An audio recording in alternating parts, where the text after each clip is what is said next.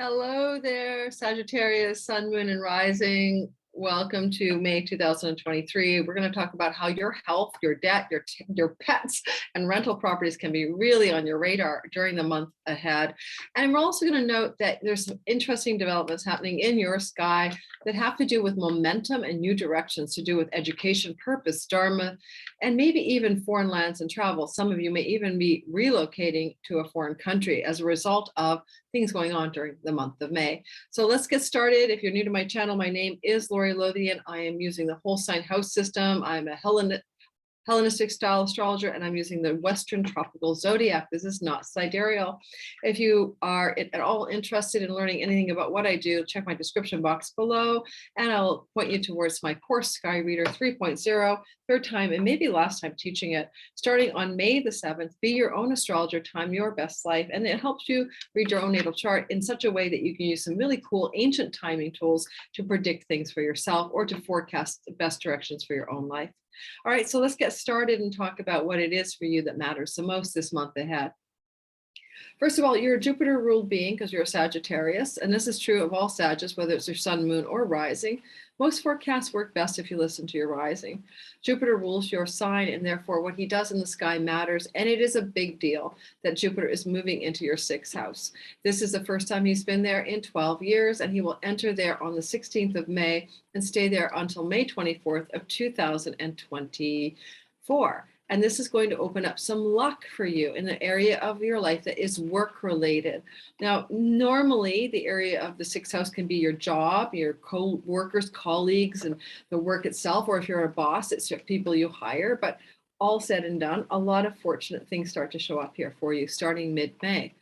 It's also your health, and Jupiter will help you find solutions for any challenges you may have to your health as he goes through here. Often you find teachers' guides, educational directions, new information, books or something that show you how to improve your health. And so your health can get better if you already have problems, especially as Jupiter transits through here for the next year. If you want a pet, you'll get a lucky break on a price, or you get the best pet ever, or luck happens regarding pets. If you're wishing to rent a property for yourself or rent out a property, you're blessed there. And finally, Jupiter can help you bonify the situations regarding indebtedness. Do you owe debts, like literally, like to the credit card company, or do you have outstanding debts with others? And this kind of debt vibe is going to be loved up by Jupiter and helping to remove it for you. When Jupiter's in your sixth house, he loves up your career and reputation house. And if you're, especially if you're floating midheaven and whole sign houses is in the 10th house in the Virgo part of your whole sign sky, this can be really auspicious for your career path over the next year. And you start to feel this work career love up mid-May onward.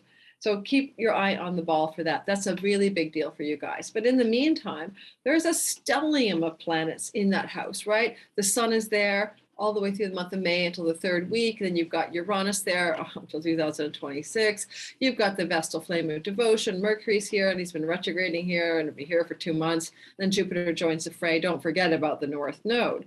Now, Jupiter North Node energy here, especially as Lord of your sky, especially if you're born in the day, can mean a really exciting new opportunity in the last week of May, like into early June, to really blow out in the work environment. You get a massive raise, promotion job, somebody loves you up, you get a best new job ever. This is all super good in those mid-May to the end of the May month timeframe. Yet also we've got a Mercury story going on here, and this Mercury story matters because it's where all the action is in your sky. The Mercury has been retrograding since like the 21st or so of the month of April, and goes on finally to move into direct motion on the 14th of May. So suddenly around May 14th, things that have been backpedaled to do with tenancies, leases, maybe even things to do with dating. I almost forgot to say that the dating house can be the sixth house. And so you're going to have some luck in the dating world for you single Sagittariuses. But in the retrograde time, before Mercury moves forward, right? And before Jupiter arrives, people from your past that you've dated before could come back to you out of the woodwork. But also at the same time, old job offers or old job situations may be coming back as well. When Jupiter goes direct, though, this is really wonderful. Jupiter moving direct, Jupiter moving into there and then on the 16th, and just before that, Mercury moving direct. You're coming into a time, Mercury will be direct here until June 11th, and Jupiter's there. Auspicious contracts, deals, and negotiations around job situations, super lucky breaks, and also the ability to be able to rent property or rent anything, for yourself or rent it out to others is really highlighted. Possibly if you're wanting to buy a place, this could be auspicious because it sextiles your fourth house and property, and it sextiles the house of mortgages. So you're kind of coming into more of an auspicious negotiating position around contracts to do with mortgages and banks and loans between that window of time as well. Again, the 16th of the month of May till about June the 11th. Yeah, if you want a new pet, of course, that's going to really work for you as well. You get the best pet possible and the best deal possible, and the price is right, or the pet's super healthy, and you can't believe you lucked out on this great pet. All right, so keep that in mind. Venus is the goddess of money. She's the goddess of love. She's the goddess of a lot of good things, beauty and luck, and she's moving into your 8th house of chunky money on May the 7th, and she'll leave around June the 5th. Now, certainly if you need to get money for pay off a credit card, get a bank loan, secure a mortgage and stuff like that, having Venus here is a positive thing. Okay, so it just is. You've got Mars there, but she's fixing the situation. Mars isn't too good there. Fire is over there, floating in the sea of Cancer. He leaves that Cancer sky part where the chunky money happens down the pipeline on May 20th. For a lot of you, if you're really wanting to buy or sell real estate or get a new place, I kind of would vibe out to wait till after May 20th, because you get Mars out of the way and Venus is there to just hang loose and bring you the best possible outcomes. I would encourage you to hesitate a bit, okay? If you can, as a Sag rising, around anything to do with property, land, real estate, stock investing, till Mars gets out of there, out of his swimming in the Cancer Sea, out of dignity. So wait till May 20th if you can to prosper in those areas. All right, so moving into this, again, this Venus in the 8th house of chunky money, inheritances, bank loans, mortgages, tax rebates, insurance payouts, stuff like that. Money belongs to you and your spouse. Now, if you're trying to get spousal separation agreements going, because you have the goddess Juno on the descendant this month, or in the Gemini part of your sky, your 7th house, and she brings divorces and separations as well as new relationship beginnings. Two things to say. You can have a new relationship begin with Venus here. Yes, you could. Again, remember the dates. New relationship could show up May the 7th to around June the 5th, but be cautious here because this could be a secret love relationship, especially with Mars there. That's like a sexual secret tango going on, but it also can indicate something to do with spousal separation, divorce, alimony, asset division, and Venus makes it successful. You get what you need and you get what you want. It's a possibility as well. Or you're able to negotiate and mediate in a very harmonious way. Venus, what everybody does to get a win-win out of this, that's another way that can work. So if that's something you're dealing with, that's positive. If you have stocks in the stock market, Venus is trying to help out. Mars is trying his best, but he's not doing so well in Cancer. So stock investments could be really underwater until May 20th. Venus can try to shore things up for you after that. From May 20th to June 11th, she might try to mitigate the damage that Mars may have caused as he wreaked havoc in your stock portfolio or your 401k. That's a possibility too. And then finally, I want to talk a little bit about the idea. Do I want to talk about that yet? Yeah, I'm going to go in sequence here. Yeah, we're going to go in some, now we're going to go in some chronological order to make it a little easier for you, right? All right, so starting with the beginning of the month on May 1st and 2nd, you'll have a Mercury in the heart of the sun at 11 degrees of Taurus. That's your work house, remember? Pets, tendencies, I don't say it every time, right? Work, health. So Mercury in the heart of the sun can be a download, an insight on the 1st and 2nd of May, a clarity, a new job offer, negotiation, or a contract coming through the Cazimi. You might have to wait a week or two or so till he becomes visible for the full force of that, but it's going to seed something new in that part of your sky. And at the same time the Cazimi happens, there is a sextile from Mars to Uranus. The bottom line of a sextile from Mars to Uranus is some kind of chunky money story. There's a surprise and unexpected, but positive coming through the sky as well. Again, May 1st and 2nd. May 5th and May 4th-ish, 4th and 5th. A mini positive and unfortunate mini grand trine forms in the sky. In your sky. This is the 3 places I'm about to itemize. It's Venus. sextiling Jupiter. Oh, there is no mini grand trine on the 4th and 5th. Cut, that's later. We jumped ahead. So Venus will sextile Jupiter. Venus will be in Gemini, and Gemini is a part of the sky that has to do with your marriage. Now, we already have Juno there, and she likes to commit in love. So there could be a marriage proposal for some Sagittarius, if you're with someone already, around May 4th and 5th, because Venus will sextile Jupiter, and that creates a very auspicious energy. And that's Jupiter in Aries. Lucky energy and romance and love and commitment can look like a proposal. If you are single, as Venus in the late degrees of your marriage house with Juno co-present, sextiles Jupiter in your romance house, this can bring a new romantic relationship that can go the distance and lend itself to long-term commitment. Positive developments with your children as well on May the 4th and 5th, and around fertility if you're wanting to get pregnant. Now, on May the 5th, we have a lunar eclipse, and that is something I'm going to go into a deep dive on, talk about the asteroids and stars. So if you haven't subscribed to my channel yet, do that, because you really want to go look at my other eclipse videos on my channel. I think they're worth your attention, like the solar eclipse in Aries. I do 2 videos on that. So this May 5th eclipse is the last of eclipses that started in the Scorpio part of your chart back in November of 2021. South Node means let go, release, surrender, disappointment, endings. It's where the attention is leaking out of your life. And something new is trying to form because something is leaving. So the South Node eclipse cycle through the sign of Scorpio has been in the 12th house since then, and continues to be there until this last eclipse on May 5th at almost 15 degrees of Scorpio. Long story short, the energy here is about surrender and release and letting go of addictions, self-defeating habits and patterns, the way you self-undo your unconscious self-undoing. It's also a subtle spiritual house to do with spiritual liberation, dreams, meditations, ashrams if you want. The vibe is very like full-on moksha, spiritual liberation. And the South Node transit can be a spiritual awakening time for you. So if you're a Sagittarius who's wanting to have a spiritual awakening, all of these South Node eclipses can bring that on. So here's your last chance at the South Node train station, the 14th, 15th of the month, on May the 5th. Now, but go back to October 25th last year, because there was a new moon eclipse at 2 Scorpio. So you've had some energy there already. And here's another one here. Right? So this is playing out again. What is going on? What's happening here? This South Node eclipse can really open up your spiritual life. And so I really encourage you to do the thing you're called. You want to go to a meditation retreat, you want to go see a therapist or a spiritual guide or counselor or something to break through your addictions or open up your spiritual life. This eclipse can do that, especially in the 6 months that follow, and it wanes by October. Some of you may engage in revenue from foreign lands, but it may be a bit disappointing time to stop making money from foreign shores.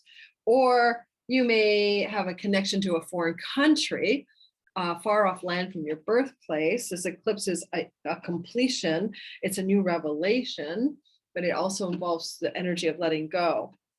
I'm not sure, but some of you may have to let go of some plan or idea or thoughts to do with foreign lands and foreign shores from your birthplace.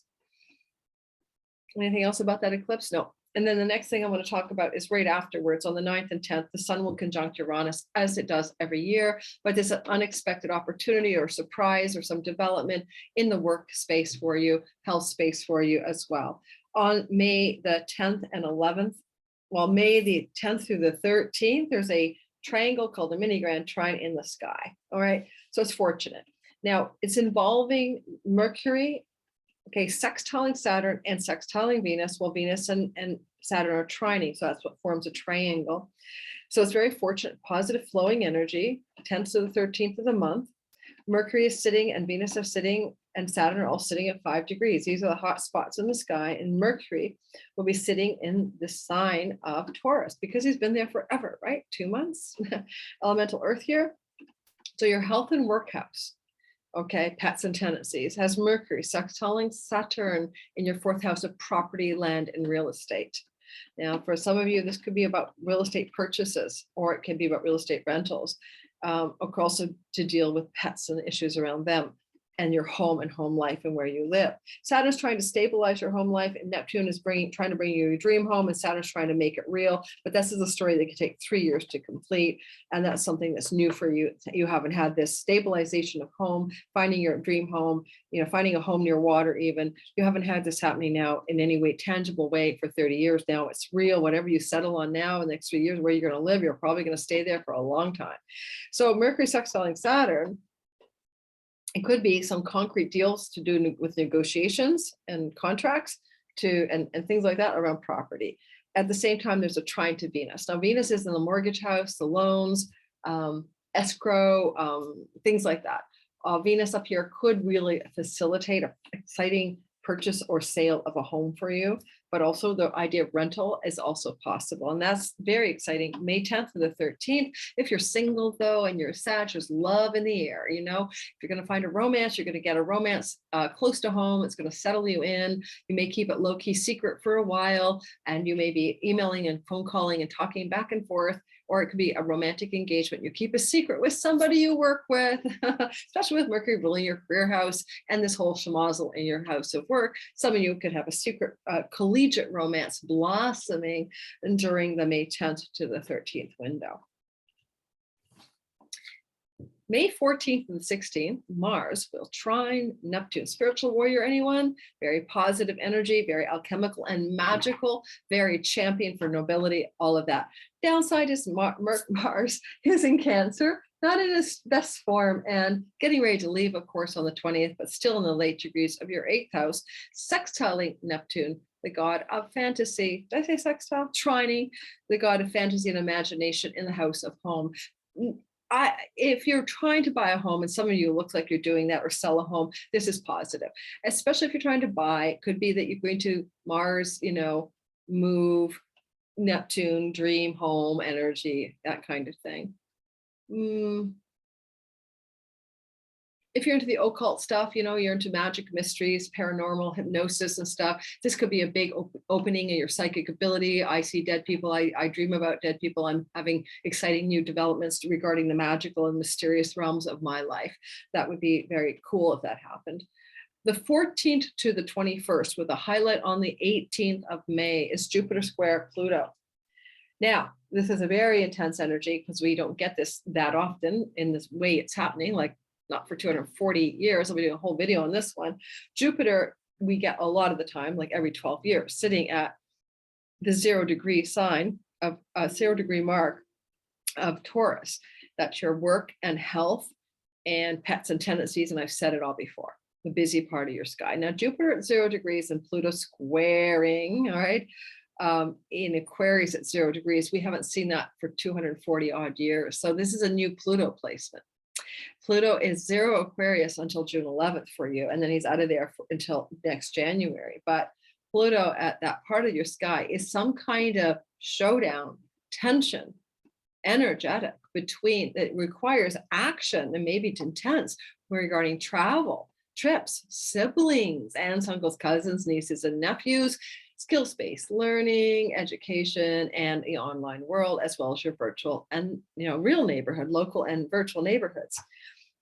Pluto is power, and it could be a real dispute with a sibling or aunt, uncle, cousin at all. And Jupiter is to do with your work and your health. It's a dating house as well. Third house rules dating apps, so be careful you don't have a bad date with a dominatrix or something. But there's tension between things you're trying to get going in that 6th house and something going on in the 3rd. It's eventually going to form a T-square when Mars enters into Leo and adds his story to the mix. So it gets even a little bit more intense than it is going to be at the beginning of this transit on the 14th to the 21st, because when Mars on the 20th enters into Leo, he activates the whole T-square into some kind of kaboom energy. And it's a kaboom between the house of foreign lands, the house of domestic lands or local neighborhood energy, and things to do with renting, buying, selling, maybe tendencies, pets, work, and health. I mean, I don't know what it is. It's so many things it could be.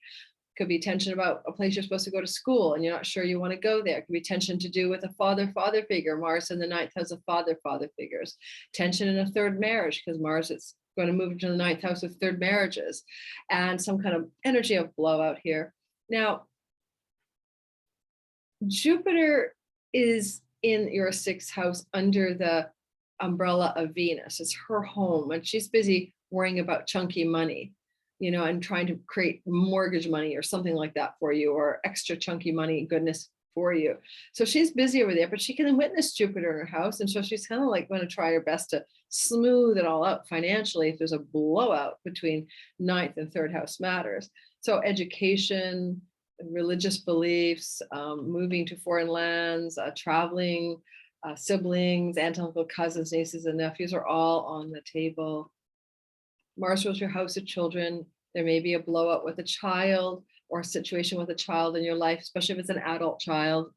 And lastly, the house of grandchildren is your ninth house, and maybe Mars going in here is activating tension between you and something to do with your children or a grandchild. So all this is really speculative, but just know that the sky feels more difficult than normal from the 14th to about the 21st even, because of the Mars action as well.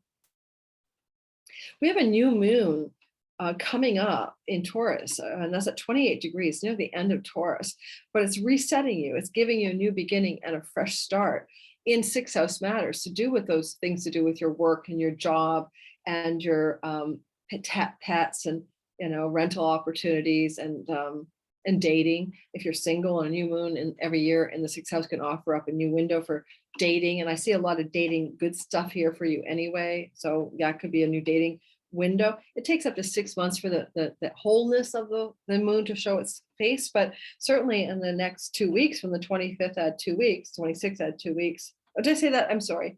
What day did I say? Oh, sorry, the May 20th. I hope I said May 20th. May 20th add about 2 weeks is auspicious for new dating opportunities. Okay. That's especially with Jupiter there bonifying it all, and you're going to find that a dating opportunity could lead to a long-term relationship. Venus sextiles Uranus on May 25th and 6th. That's exciting. That's always happening and happens twice a year, basically, but it's always positive. Some little burst of money and love news. It's very sweet and auspicious. Again, if you're dating, that's when things begin to take off. This would be kept a secret and low key, and you won't be telling people. I don't know why. I'll give you examples. You thought you were hetero, now you're falling in love with a woman. That's an example. This person's in your workplace, and it should be low key, not workplace romance. Keep it a secret. But something goes on here that may be low key undercover. And if it's about your work, it could be a bonus, a payout, a severance package, a surprise, positive financial development regarding work and money, May 25th to 26th. At the end of the month, Sun square Saturn. Now, Sun square Saturn is a yearly occurrence, right? And it happens twice a year, but this is a Sun in Gemini. Okay, so because it's after Gemini, after the Sun transits from Taurus, right at the end of the month, and now Sun is in Gemini, and Saturn is in Pisces. I gotta figure this is home, property, real estate, childhood, family of origin, homeland, house of the mother, Saturn, an elder. Some of you may experience an elder coming to live with you over the next 2 or 3 years, or some kind of constriction or restriction energy, or whatever. Saturn squaring the Sun. So this could be very much a tension with your marriage partner. You've got Juno traveling through the marriage house. Don't forget, she loves to unite, but she can also bring separation or endings or divorces. And she's squaring the root of Saturn energy, the fourth house. It's only a short-term thing. It's for a day. So pay attention to what's going on around the 28th, 29th, not to have some kind of disconnect or fight or argument or disagreement or constraint around things to do with property and home and real estate and land and somebody significant in your life, either in business or love partnership. That's all. It's just a little hiccup in the sky. It doesn't have to be the end of the world. All right. Thanks for listening, Sagittarius, Sun, Moon, especially rising. If you haven't liked my channel, subscribed, or hit my notification bell, I encourage you to do so, and check my description box for all the things I'm offering, including readings with me, etc. Thanks for listening, Sag. I wish you the very best in May of 2023.